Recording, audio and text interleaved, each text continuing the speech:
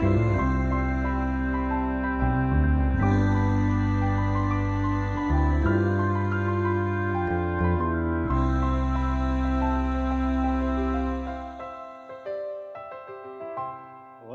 and welcome to Book Circle. I'm Earl Weinberg. This time, we're continuing our readings from Galactic Cluster, an anthology of science fiction short stories and novelettes by James Blish. We're continuing with Beep.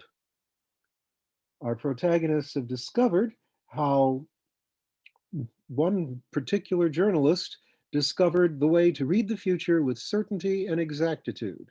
And now that they know that, what happens next? Well, we flash forward to where the story started. The indoctrination tape ended, and Krasna touched a button. The Dirac screen darkened and folded silently back into the desk. They didn't see their way through to us, not by a long shot, he said. They didn't see, for instance, that when one section of the government becomes nearly all-knowing, no matter how small it was to begin with, it necessarily becomes all of the government that there is. Thus, the Bureau turned into the service and pushed everyone else out. On the other hand, those people did become afraid that a government with an all-knowing arm might become a rigid dictatorship.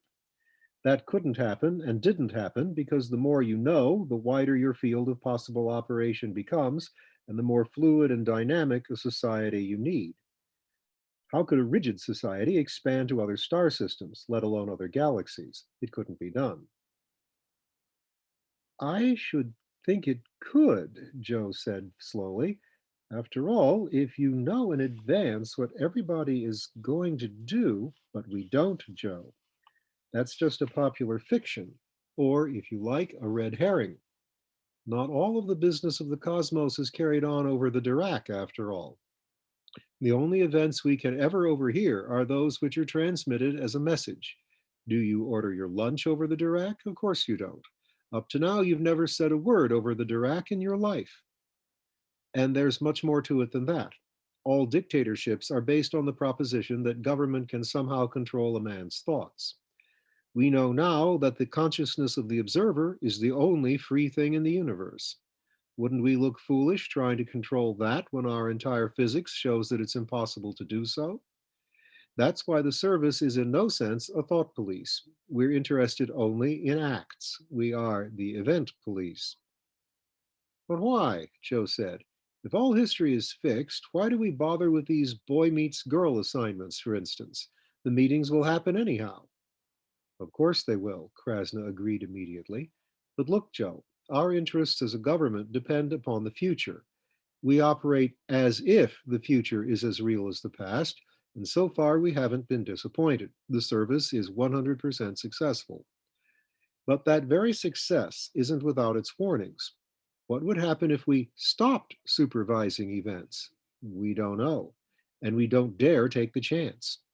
Despite the evidence that the future is fixed, we have to take on the role of the caretaker of inevitability.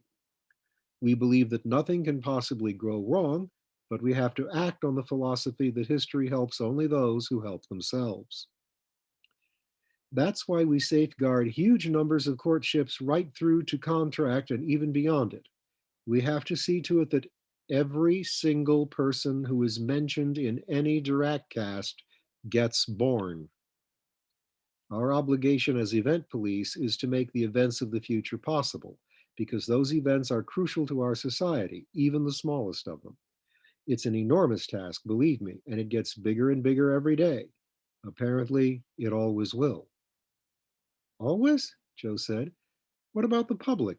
Isn't it going to smell this out sooner or later? The evidence is piling up at a terrific rate. Yes and no, Krasna said. Lots of people are smelling it out right now, just as you did. But the number of new people we need in the service grows faster. It's always ahead of the number of laymen who follow the clues to the truth. Joe took a deep breath. You take all this as if it were as commonplace as boiling an egg, Crass, he said. Don't you ever wonder about some of the things you get from the beep? That cast Dana Lee picked up from the Canis Vadanici system, for instance, the one from the ship that was traveling backward in time? How's that possible? What could be the purpose? Is it Pace, Pace, Krasna said. I don't know, and I don't care. Neither should you. That event is too far in the future for us to worry about. We can't possibly know its context yet, so there's no sense in trying to understand it. If an Englishman of around 1600 had found out about the American Revolution, he would have thought it a tragedy. An Englishman of 1950 would have a very different view of it. We're in the same spot. The messages we get from the really far future have no context yet.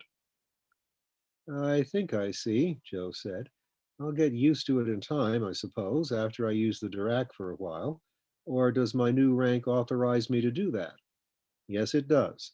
But, Joe, first I want to pass on to you a rule of service etiquette that must never be broken. You won't be allowed anywhere near a Dirac mic unless you have it burned into your memory beyond any forgetfulness. I'm listening, Crass, believe me. Good. This is the rule. The date of a serviceman's death must never be mentioned in a Dirac cast. Joe blinked, feeling a little chilly. The reason behind the rule was decidedly tough-minded, but its ultimate kindness was plain. He said, I won't forget that. I want that protection myself. Many thanks, Crass. What's my new assignment? To begin with, Krasna said, grinning, as simple a job as I've ever given you right here on Randolph. Skin out of here and find me that cab driver, the one who mentioned time travel to you. He's uncomfortably close to the truth, closer than you were in one category. Find him and bring him to me. The service is about to take in a new raw recruit. And now we will start another short story of James Blish's, Nor Iron Bars. The Flyaway 2, which was large enough to carry 100 passengers, seemed twice as large to Gordon Arpe with only the crew on board, large and silent with the silence of its orbit 1,000 miles above the Earth. When are they due? Dr. now Captain Arp said for at least the fourth time. His second officer, Friedrich Ostreicher, looked at the chronometer and away again with boredom. The first batch will be on board in 5 minutes, he said harshly. Presumably they've all reached SV1 by now. It only remains to ferry them over. Arp nibbled at a fingernail. Although he had always been a tall, thin, jumpy type, nail biting was a new vice to him. I still think it's insane to be carrying passengers on a flight like this. Osterreicher said nothing. Carrying passengers was no novelty to him.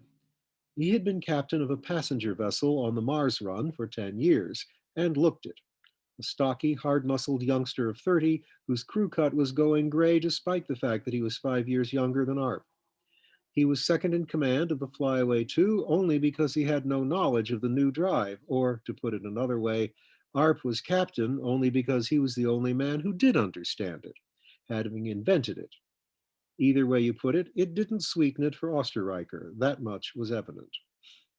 Well, the first officer would be the acting captain most of the time anyhow.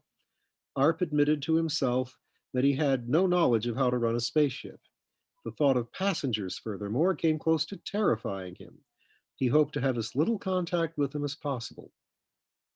But damn it all, it was crazy to be carrying 100 laymen, half of them women and children.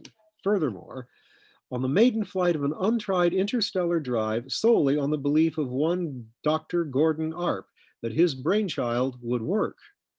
Well, that wasn't the sole reason, of course. The whole flyaway project, of which Arp had been head, believed it would work, and so did the government. And then there was the first expedition to Centaurus, presumably still in flight after 12 years.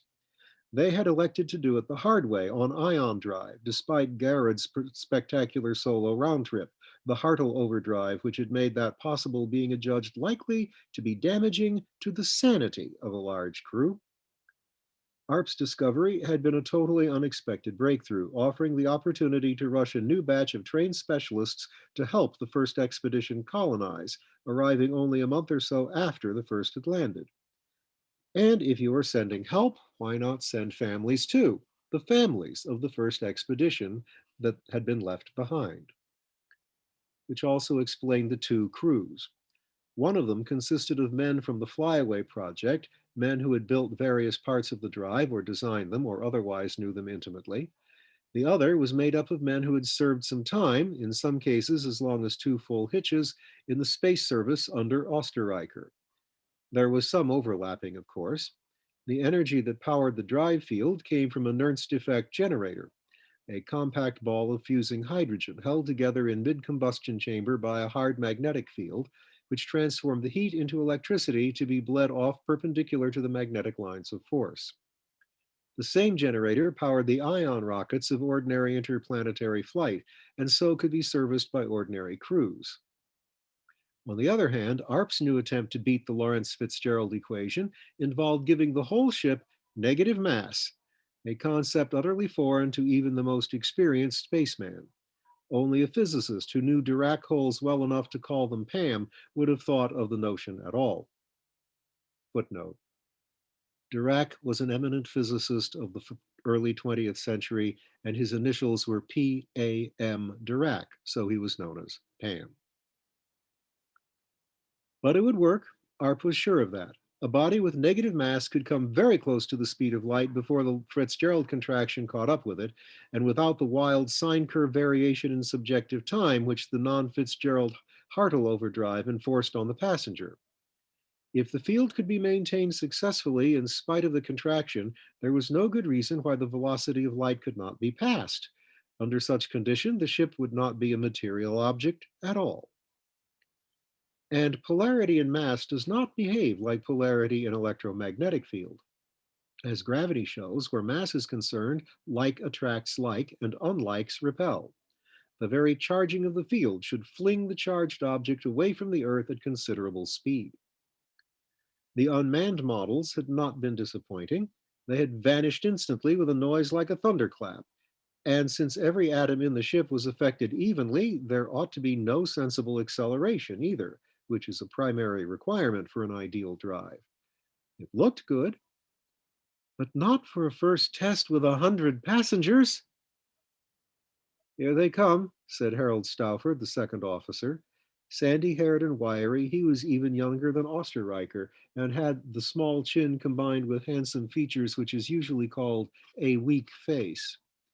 He was, Arp already knew, about as weak as a diesel locomotive, so much for physiognomy. He was pointing out the viewplate. Arp started and followed the pointing finger. At first he saw nothing but the donut with the peg in the middle that was Satellite Vehicle 1, as small as a 50-cent piece at this distance. Then a tiny sliver of flame near it disclosed the first of the ferries coming toward them. We'd better get down to the airlock, Osterreicher said. All right, Arp responded abstractedly. Go ahead, I still have some checking to do. Better delegate it, Osterreicher said. It's traditional for the captain to meet passengers coming on board. They expect it. And this batch is probably pretty scared considering what they've undertaken. I wouldn't depart from routine with them if I were you, sir. I can run the check, Stauffer said helpfully. If I get into any trouble on the drive, sir, I can always call your gang chief. He can be the judge of whether or not to call you. Outgeneraled, Arp followed Osterreicher down to the airlock. The first ferry stuck its snub nose into the receiving area, the nose promptly unscrewed and tipped upward.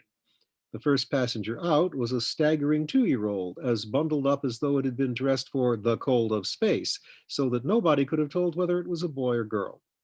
It fell down promptly, got up again without noticing, and went charging straight ahead, shouting, "Bye bye, see you, bye bye, see you, bye bye," and then stopped, transfixed, looking around the huge metal cave with round eyes. "Judy," a voice cried from inside the ferry. "Judy, Judy, wait for mommy." After a moment, the voice's owner emerged, a short, fair girl, perhaps 18.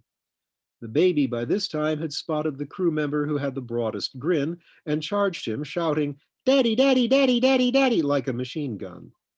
The woman followed, blushing. The crewman was not embarrassed. It was obvious that he had been called daddy before by infants on 3 planets and 5 satellites, with what accuracy he might not have been able to guarantee. He picked up the little girl and poked her gently. "Hi, hi, Judy," he said. "I see you. Where's Judy? I see her." Judy crowed and covered her face with her hands, but she was peeking. Something's wrong here, Arp murmured to Osterreicher. How can a man who's been traveling towards Centaurus for 12 years have a 2-year-old daughter? Wouldn't raise the question if I were you, sir, Osterreicher said through motionless lips. Passengers are never a uniform lot. Best get used to it. The aphorism was being amply illustrated. Next to leave the ferry was an old woman who might possibly have been the mother of one of the crewmen of the first Centaurus expedition. By ordinary standards, she was in no shape to stand a trip through space, and surely she would be no help to anybody when she arrived. She was followed by a striking brunette girl in close fitting, close cut leotards with a figure like a dancer. She might have been anywhere between 21 and 41 years old. She wore no ring, and the hard set of her otherwise lovely face did not suggest that she was anybody's wife. Oddly, she also looked familiar. Arp nudged Osterreicher and nodded toward her. Celia Gaspardi, Osterreicher said out of the corner of his mouth. 3V comedian. You've seen her, sir, I'm sure. And so he had, but he would never have recognized her, for she was not smiling. Her presence here defied any explanation he could imagine. Screened or not, there's something irregular about this, Arp said in a low voice. Obviously, there's been a slip in the interviewing. Maybe we can turn some of this lot back. Osterreicher shrugged. It's your ship, sir, he said. I advise against it, however. Arp scarcely heard him. If some of these passengers were really as unqualified as they looked, and there would be no time to send up replacements, at random he started with the little girl's mother. Excuse me, ma'am. The girl turned with surprise and then with pleasure. Yes, Captain. Um, it occurs to me that there may have been an error. The Flyaway Two's passengers are strictly restricted to technical colonists and so legal relatives of the first Centaurus expedition. Since your Judy looks to be no more than 2, and since it's been 12 years since the girl's eyes had already turned ice blue. She rescued him after a fashion from a speech he had suddenly realized he could never have finished. Judy, she answered levelly, is the granddaughter of Captain Willoughby of the first expedition. I am his daughter. I am sorry my husband isn't alive to pin your ears back, Captain. Any further questions? Arp left the field without stopping to collect his wounded. He was stopped in mid retreat by a 13-year-old boy wearing astonishingly thick glasses and a thatch of hair that went in all directions in dirty blonde Siri. Sir, the boy said, I understood that this was to be a new kind of ship. It looks like an SC-47 freighter to me, isn't it? Yes, Arp said. Yes, that's what it is. That is, it's the same hull. I mean, the engines and fittings are new. Uh-huh, the boy said. He turned his back and resumed prowling. The noise was growing louder as the reception area filled. Arp was uncomfortably aware that Osterreicher was watching him with something virtually indistinguishable from contempt, but still he could not get away. A small, compact man in a gray suit had hold of his elbow. Captain Arp, I'm Forrest of the President's Commission to disembark before departure, he said in a low murmur so rapidly that one syllable could hardly be told from another. We've checked you out and you seem to be in good shape. Just want to remind you that your drive is more important than anything else on board. Get the passengers where they want to go by all means if it's feasible, but if it isn't, the government wants the drive back. That means jettisoning the passengers without compunction if necessary. Dig? All right. That had been pounded into him almost from the beginning of his commission, but suddenly it didn't seem to be as clear cut a proposition. Not now, not after the passengers were actually arriving in the flesh. Filled with a sudden, unticketable emotion, almost like horror, Arp shook the government man off. Bidding tradition be damned, he got back to the bridge as fast as he could, leaving Osterreicher to cope with the remaining newcomers. After all, Osterreicher was supposed to know how. But the rest of the ordeal still loomed ahead of him. The ship could not actually take off until tomorrow, after a 12-hour period during which the passengers would get used to their quarters and got enough questions answered to prevent their wandering into restricted areas of the ship. And there was still the traditional captain's dinner to be faced up to. a necessary ceremony during which the passengers got used to eating in free fall, got rid of their first awkwardness with the tools of space, and got to know each other with the officers to help them. It was an initial step rather than a final one, as was the captain's dinner on the seas. Stauffer, how did the checkout go? Mr. Stauffer, please, sir, the second officer said politely. All tight, sir. I asked your gang chief to sign the log with me, which he did. Very good. Thank you, Mr. Stauffer. Carry on. Yes, sir. It looked like a long evening. Maybe Osterreicher would be willing to forego the captain's dinner. Somehow, Arp doubted that he would. He wasn't willing, of course. He had already arranged for it long ago. Since there was no salon on the converted freighter, the dinner was held in one of the smaller holds, whose cargo had been strapped temporarily in the corridors. The whole inner surface of the hold was taken up by the saddle shaped tables to which the guests hitched themselves by belt hooks. Service arrived from way up in the middle of the air. Arp's table was populated by the 13-year-old boy he had met earlier, a ship's nurse, two technicians from the specialists among the colonist passengers, a nurse generator officer, and Celia Gaspardi, who sat next to him. Since she had no children of her own, she had not been placed at one of the tables allocated to children and parents. Besides, she was a celebrity. Arp was appalled to discover that she was not the only celebrity on board. At the very next table down was Darian Hammersmith, the man the newscasts called the Conqueror of Titan. There was no mistaking the huge-shouldered, flamboyant explorer and his heavy voice. He was a natural center of attention, especially among the women. He was bald, but this simply made him look even more like a Prussian officer of the old school and as overwhelmingly cruelly masculine as a hunting panther. For several courses, Arp could think of nothing at all to say. He rather hoped that this blankness of mind would last. Maybe the passengers would gather that he was aloof by nature, but the silence at the captain's table was becoming noticeable, especially against the noise the children were making elsewhere. Next door, Hammersmith appeared to be telling stories. And what stories? Arp knew very little about the satellites, but he was somehow quite sure that there were no snow tigers on Titan who gnawed away the foundations of buildings, nor any three-eyed natives who relished frozen man-meat warmed just until the fluids changed from ice 4 to ice 3. If there were, it was odd that Hammersmith's own book about the Titan expeditions had not mentioned them. But the explorer was making Arp's silence even more conspicuous. He had to say something. Miss Gaspardi, we're honored to have you with us.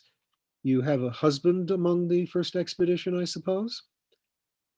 Yes, worse luck, she said, gnawing with even white teeth on a drumstick. My fifth. Oh, well, if at first you don't succeed, isn't that how it goes?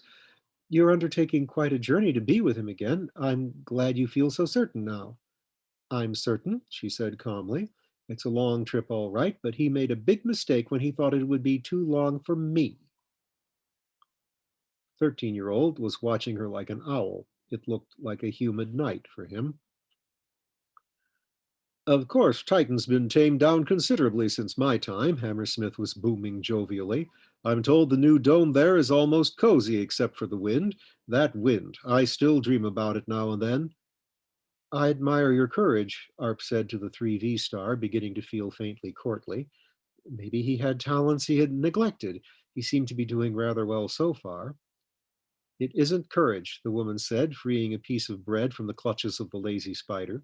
It's desperation. I hate spaceflight. I should know. I've had to make that moon circuit for show dates often enough, but I'm going to get that lousy coward back if it's the last thing I do. She took a full third out of the bread slice in one precise gargantuan nibble. I wouldn't have thought it if I hadn't lost my sixth husband to Peggy Walton, that skirt chaser. I must have been out of my mind. But Johnny didn't bother to divorce me before he ran off on this Centaurus safari. That was a mistake. I'm going to haul him back by his scruff. She folded the rest of the bread, snapped it delicately in two. The 13-year-old winced and looked away. No, I can't say that I miss Titan much, Hammersmith said in a meditative tone, which nevertheless carried the entire length of the hold. I like planets where the sky is clear most of the time. My hobby is microastronomy. As a matter of fact, I have some small reputation in the field, strictly as an amateur. I understand the stars should be unusually clear and brilliant in the Centaurus area, but of course, there's nothing like open space for really serious work. To tell the truth, Celia went on, although for Arp's money she had told more than enough truth already, I'm scared to death of this bloated coffin of yours, but what the hell, I'm dead anyhow. On Earth, everybody knows I can't stay married 2 years, no matter how many fan letters I get, or how many proposals, honorable or natural. It's no good to me any more than 3 million men say they love me. I know what they mean. Every time I take one of them on, he vanishes. The folded snippet of bread vanished without a sound. Are you really going to be a colonist? Someone asked Hammersmith. Not for a while, anyhow, the explorer said. I'm taking my fiancée there. At least 2 score feminine faces fell with an almost audible thud to establish our home. But I hope I'll be pushing on ahead with a calibration cruise.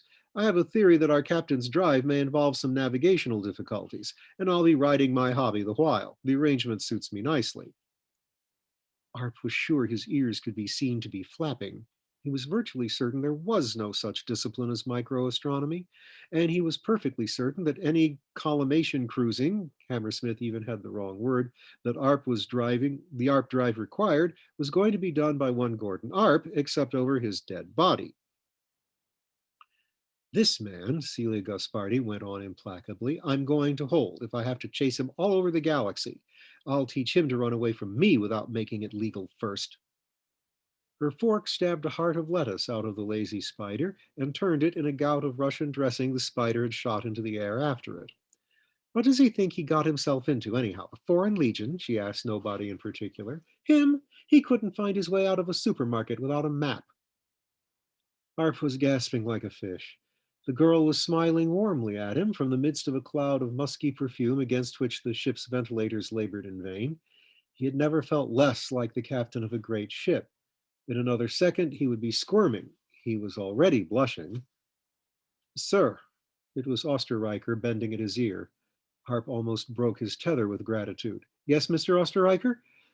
We're ready to start dogging down. SV1 has asked us to clear the area a little early in view of the heavy traffic involved. If you could excuse yourself, we're needed on the bridge. Very good. Ladies and gentlemen, please excuse me. I have duties. I hope you'll see the dinner through and have a good time. Is something wrong? Celia Gaspardi said, looking directly into his eyes. His heart went boom, like a form stamper. Nothing wrong, Osterreicher said smoothly from behind him. There's always work to do at officers' country. Ready, Captain? Arp kicked himself away from the table into the air, avoiding a floating steward by only a few inches. Osterreicher caught up with him in time to prevent his running head on into the side of the bulkhead. We're allowed 2 hours for the passengers to finish eating and bed down, Osterreicher reported in the control room. Then we'll start building the field. You're sure we don't need any preparations against acceleration? Arp was recovering. Now that the questions were technical, he knew where he was. No, none at all. The field doesn't mean a thing while it's building. It has to reach a threshold before it takes effect. Once it crosses that point on the curve, it takes effect totally, all at once. Nobody should feel a thing. Good, then we can hit the hammocks for a few hours.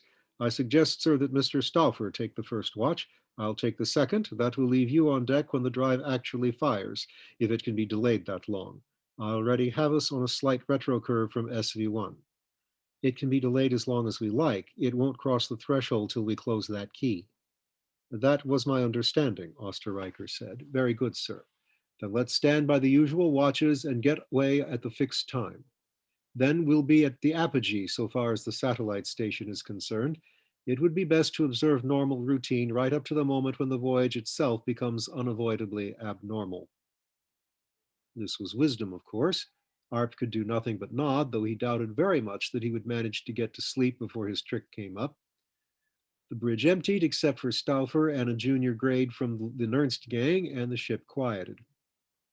In the morning, while the passengers were still asleep, Arp closed the key.